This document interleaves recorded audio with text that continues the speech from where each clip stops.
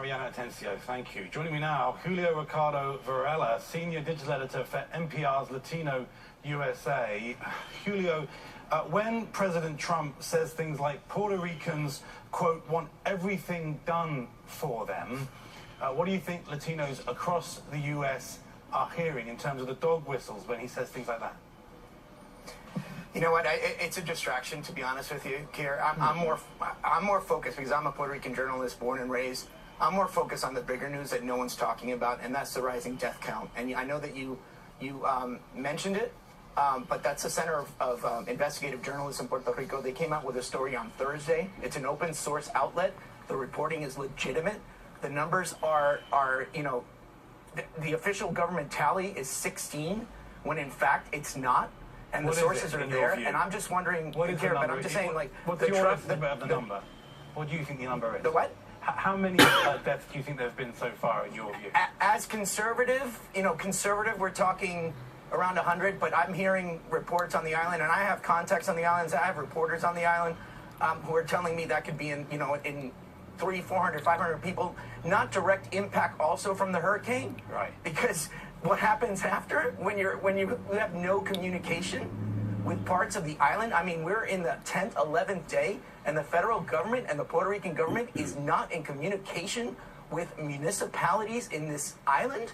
It's just shameful.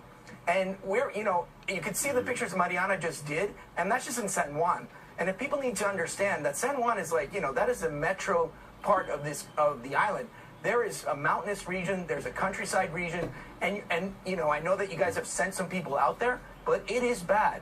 And we are past the rescue and the tweets and Donald Trump and the politics. We need a massive airlift in Puerto Rico, and I wrote about this at NBCNews.com on Thursday morning for NBC Latino, that you need to see the might of the U.S. military coming in and start rescuing people and going over these towns that have no communication and literally airlifting these people out of this island. That's the reality. That's the reality right now. And I can hear from your voice, my friend, the way it is affecting you. Oh, I was born in Puerto Rico. I'm born and raised. I've been covering the situation 3 or 4 days before the hurricane.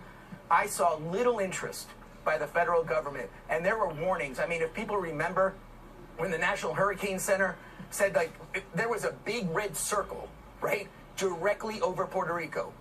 Where was the federal government? How did they not know that this was not happening? I have talked to many people, both in the Puerto Rican government, privately, publicly, other people in the federal government, that it was a mess. And I'll tell you one thing, Kier, about this rising death toll.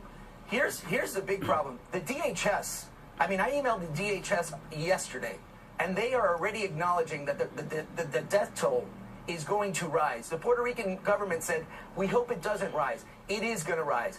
I spoke with the First Lady of Puerto Rico last night, Beatriz Rosselló, who's Ricardo Rosselló's wife. She's 8 months pregnant. She's telling me that people are helping each other.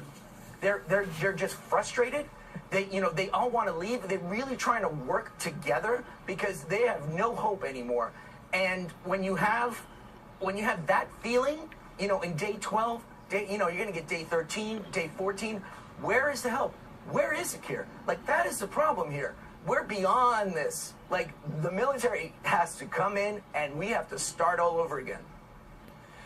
A powerful message, my friend, and I think people will have heard it very clearly from your words and